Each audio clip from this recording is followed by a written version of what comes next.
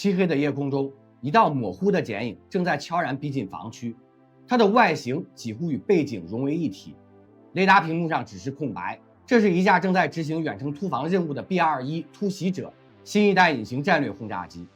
地面上 S-400凯旋远程防空导弹系统的雷达天线缓缓转动，巨大的相控阵屏幕上偶尔闪过微弱的信号光点，又在下一秒消失。指挥员盯着屏幕，命令搜索模式切换到宽频扫描，同时准备多型拦截导弹。几百公里外 B-21的机腹弹舱门缓缓开启，内部的精准制导武器正在等待释放。双方的较量从这一刻开始。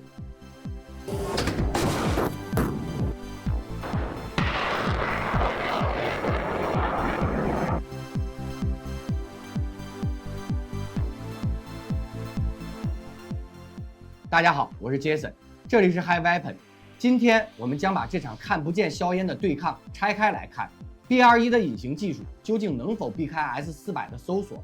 ？S-400的多层防空网能否在目标接近前完成拦截？这是一场顶端隐形与顶级防空的正面对话，也是一场关于速度、隐形、电子战与战术选择的较量。B-21突袭者并不是美国空军的第一架隐形轰炸机，但它代表了隐形设计的最新阶段。它的外形延续了 B-2幽灵的飞翼布局，但细节上几乎全面重构，机身线条更加简洁，进气口更浅更隐蔽，尾缘设计更加平直。这一切都是在为一件事服务：降低雷达横截面积 RCS。在隐形飞机的世界里 ，RCS 就像你的战场影子。B-21的目标是让它在敌方雷达中看起来比一只小鸟还小。为了做到这一点，它不仅依赖外形设计，还在材料上下了功夫。机体表面覆盖新一代雷达吸波涂层 RAM， 可以将部分雷达波能量转化为热量并散发出去，从而减少反射信号。但隐形不仅是看不见，还要听不见和找不到。B-21的发动机进气口经过特殊设计，并且埋入机身，结合 S 型进气道，减少雷达波直接照射到风扇叶片的机会。这是隐形飞机设计中非常关键的一步，因为风扇叶片是雷达反射的大灯泡。在红外抑制方面，它的喷口设计更加扁平化，并与机体融合，减少高温尾流的红外特征，这让热成像探测更难锁定它。在任务模式上 ，B-21的设计重点是远程高生存率的首波打击，它的航程设计超过9000公里。意味着可以在本土起飞，直达对方纵深目标。它的武器舱可以携带多种精确制导炸药，从对地攻击的 GASSM-1R 巡航导弹，到未来可能整合的高超音速武器，都可以在保持隐形状态的同时发射。和早期隐形轰炸机相比 ，B-21的最大不同在于信息化程度。它不仅是一个投弹平台，还被设计成一个网络节点，可以实时接收来自卫星、预警机和其他战机的数据。甚至为其他平台提供目标信息，这意味着它的突防路径、攻击时机和干扰手段可能在任务中实时更新，而不是像冷战时期那样在起飞前就一成不变。那么，面对这样一架几乎消失在雷达中的飞机 ，S-400是否真的无能为力？答案并不简单，因为隐形并不完全等于不可探测，雷达波长、探测模式和网络化防空体系都可能为防守方提供机会，这就是我们要在接下来探讨的 S-400的防空逻辑与多层拦截手段。S-400凯旋是俄罗斯现役最先进的地对空导弹系统之一，它的设计目标是在一个系统内同时对付多种空中威胁，从高空高速的战略轰炸机到地空突防的巡航导弹，甚至是战术弹道导弹。S-400的核心是91N6E 大鸟远程搜索雷达和92N6E 墓碑火控雷达的组合。大鸟负责在 L 波段扫描远距离空域，哪怕是隐形目标，也可能在特定角度被捕捉到微弱的雷达反射。一旦发现疑似目标，墓碑雷达会切换到更高精度的 X 波段进行锁定，为拦截导弹提供制导信息。这种多波段配置的意义在于，不同波长的雷达对隐形目标的敏感度不同。虽然 X 波段雷达在高分辨率探测方面很强，但很容易被隐形设计克制，而 L 波段、VHF 波段的长波雷达虽然精度较低，但却有更高的几率在远距离看见隐形飞机的存在，哪怕只是一个模糊的回波。S-400的另一个杀手锏是多型导弹混合配置，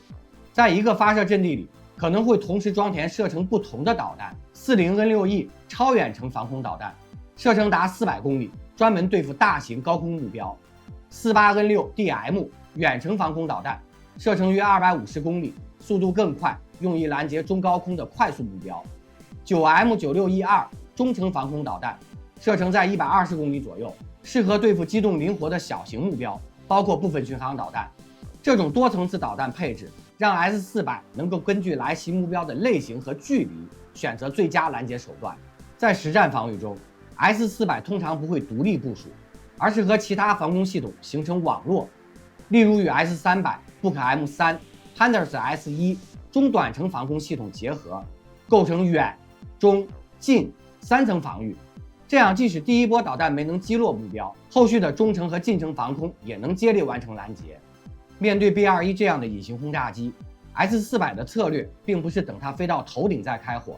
而是利用长波雷达尽早发现可疑信号，然后通过数据链把信息传给更高精度的火控雷达，并在目标进入射程前就发射远程导弹进行区域封锁。即使导弹无法直接命中，逼迫目标改变航程或高度，也能打乱它的突防节奏，让后续的中短程防御更有机会锁定它。然而，理论上的能力和实际作战中的表现并不总是完全一致。隐形飞机和防空系统的对抗更像是一场谁先犯错谁就输的心理战。接下来，我们想象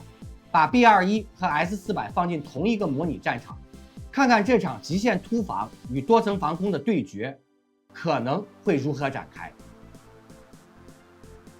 凌晨2点，一架 B-21突袭者在外界雷达静默的情况下，沿高空航线接近目标区域。机组成员通过卫星链路实时接收前方的防空部署情报。前方400公里处是一套完整的 S-400凯旋防空阵地，周围还有中短程系统配合防护。第一阶段侦察与定位， B-21并不会贸然闯入防区，它先利用被动电子侦察设备监听地面雷达的工作信号，尝试分析 S-400的雷达频率和扫描模式。同时，外部情报平台可能是卫星或者是其他战机，提供敌方阵地坐标，用于规划突防路径。这一阶段 B-21处于高度隐形状态，尽量不暴露自己的电磁特征。第二阶段防空系统预警，地面 S-400阵地的 91N6E 搜索雷达在 S 波段持续扫描。虽然 B-21的外形和涂层大幅降低了 RSC， 但在特定的角度和大气条件下，长波雷达仍然有可能捕捉到一个模糊的回波。指挥员会立刻下令切换到宽区域搜索模式，并通知其他雷达站协同确认目标。第三阶段区域封锁射击，一旦怀疑目标进入400公里射程， S-400可能会提前发射 40N6E 超远程防空导弹。这种导弹速度快，射程长，即使没有完全锁定目标，也可以通过数据链在飞行途中接收雷达更新，引导它逼近可能的航迹区域。B-21面对这种区域封锁手段，通常会选择规避航线或者释放干扰，包括投放诱饵、制造虚假雷达信号。第四阶段突防与干扰，当距离防空阵地不足200公里时， B-21可能会利用地形、气象条件以及电子战系统制造雷达盲区。它还可以在进入火控雷达有效锁定范围前，发射远程巡航导弹，攻击防空阵地的关键部位，尤其是雷达和指挥中心。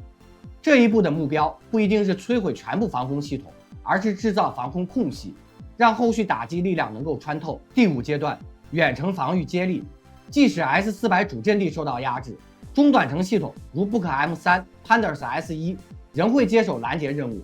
如果 B-21发射的巡航导弹接近目标，这些系统会尝试在末端飞行阶段将其击落。在这种情况下， B-21的突防成败取决于能否在多层拦截的重压下为自己的武器创造足够的命中机会。这场模拟对抗告诉我们， B-21的隐形与信息优势能让它在对抗 S-400时占据主动，但并不是绝对安全。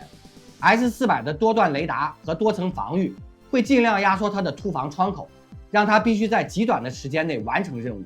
接下来，我们将拆解这种对抗背后的技术与战术博弈，隐形与防空，到底谁更容易犯错？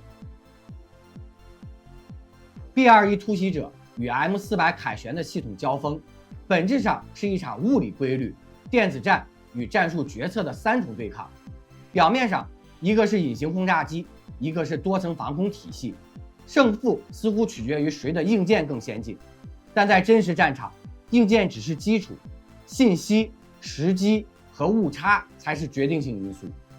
B-21的隐形设计依赖2大核心。第一大核心，超低雷达反射截面积 RCS， 机身外形采用多面折射和曲面过渡，结合雷达吸波涂层，可以让敌方雷达的回波信号被削弱到背景噪声级别。对传统 S 波段火控雷达来说， B-21可能比一只鸟还难探测。第二大核心，红外特征抑制，发动机进气道和排气喷口经过特殊设计，降低热量排放，在中远程红外探测器面前更难被锁定。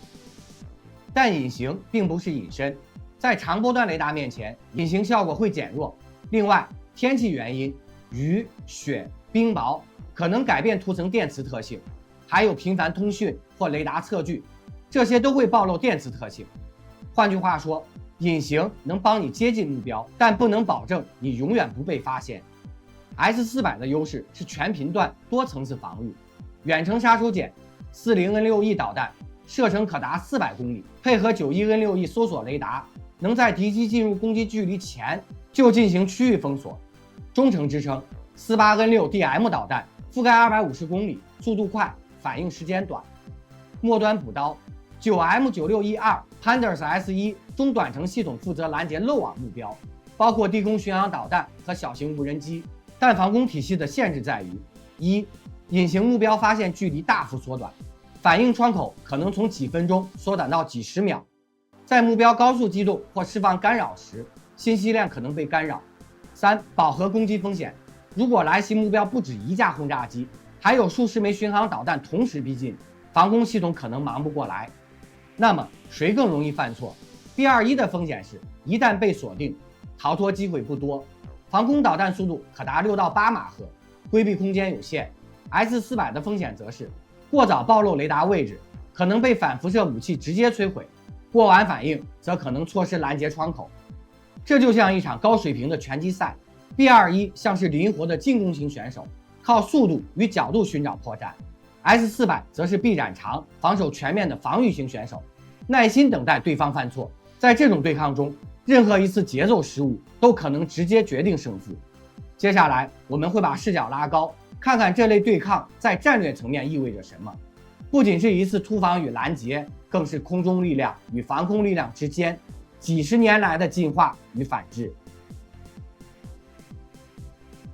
B-21与 S400的对抗不是一场独立事件，而是冷战以来防空与突防技术此消彼长的延续。从1960年代的越南战场到1990年代的海湾战争，再到今天的东欧战场，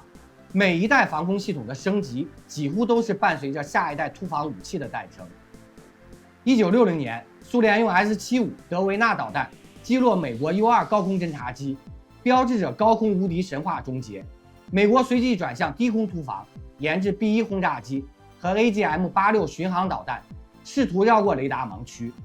1980年代 F-117 夜鹰与 B-2幽灵登场，隐形概念成为突防核心。1991年海湾战争 F-117 成功规避伊拉克防空系统，精确打击战略目标，验证了隐形的实战价值。但1999年南联盟战争 F-117 被老旧 S-125 击落，提醒世人隐形不是无敌，战术与情报同样重要。俄罗斯在2000年代推出 S400， 整合远、中、近程拦截能力，并引入多频段雷达，部分针对隐形威胁。同期，美国着手 B-21项目，目标是在对抗 S400级防空体系的同时，降低造价，提高出动率。双方的逻辑没有变，防空要更早发现、更快反应，突防要更隐形、更智能。这场假想对抗不只是2种装备的较量，而是2个作战哲学的碰撞。美国模式依靠远程精确打击，在进入对方防空区前就消耗其战力，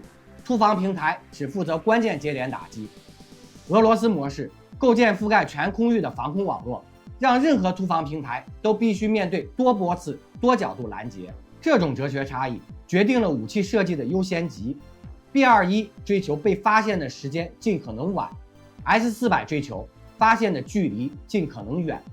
为什么这种对抗影响深远？因为它会直接影响未来20年全球防空与轰炸机的发展方向。